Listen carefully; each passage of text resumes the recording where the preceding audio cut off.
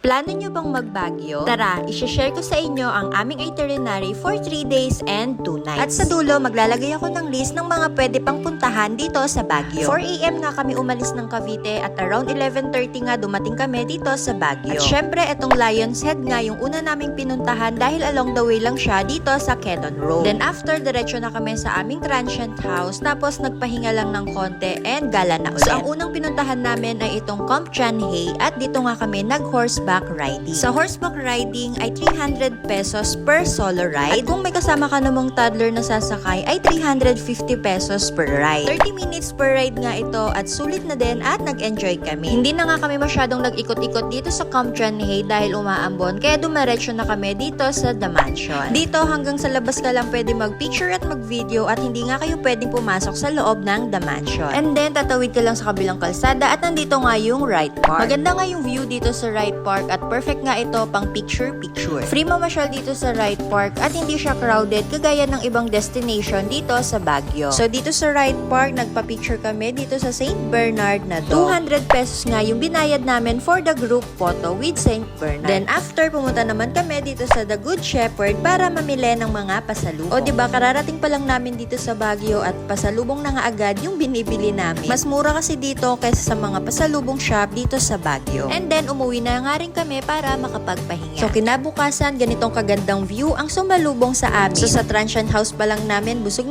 na yung mata namin sa magandang view. So anyways, nung day 2 namin ay nagluto lang kami ng aming lunch at itong tinola nga yung aming ulam. And then dito kami sa view deck ng transient house namin kami kumain. O diba sa transient house lang namin mala restaurant na yung view. And then after kumain, nagpunta naman kami dito sa Mines View. So may entrance dito, 10 pesos per head. And then nag-rent kami ng Igorot costume for 50 pesos. Hindi nga ako masyadong na-impress dito sa Mines View dahil mas maganda pa yung view namin sa view deck ng transient house namin. So after namin sa Mines View, dumiretso na nga kami dito sa Old Diplomat Hotel. So dito hanggang labas lang pwede mag-picture and video at bawal ngang pumasok sa loob. At nandito rin pala yung Guinness World of Record na pinakamalaking The 10 Commandments. So next naman ay nagpunta kami dito sa Igorot Stone Kingdom. Tapos yung entrance naman dito ay 100 pesos per head. Tatlo nga lang kami nila daddy ang umakyat dito sa Stone Kingdom dahil mahihirapan si Liam pag sumama siya. Akyatan kasi dito pero habang umaakyat ka nga at pataas ka ng pataas ay paganda naman ng paganda yung view na nakikita mo. Yung atake nga ng lugar ay para ka ngang nasa ibang bansa. At after namin dito sa Stone Kingdom ay dumiretso naman kami dito sa Burnham Park. Dito sa Burnham Park ay maraming activities na pwede mong subukan pero kami ay nag-boat riding lang. Ang naging problem nga lang namin dito sa Burnham Park ay wala nga kaming mga parking. Kaya mas maganda mag-taxi na lang kayo pag pumunta dito para ma-enjoy nyo yung Burnham Park. So anyways, nag-boat riding nga lang kami dito sa Burnham Park at 250 pesos nga lang yung boat rental. And then nag-additional 100 na lang kami para sa magsasagwan. And then after, umuwi na nga rin kami para makapagpahinga ulit. So kinabukasan, hindi na nga kami namasyal at namili na nga lang kami ng gulay along the way. So anyways, ito yung list na pwede nyong pasyalan dito sa Baguio. So ayun lang, thank you for watching!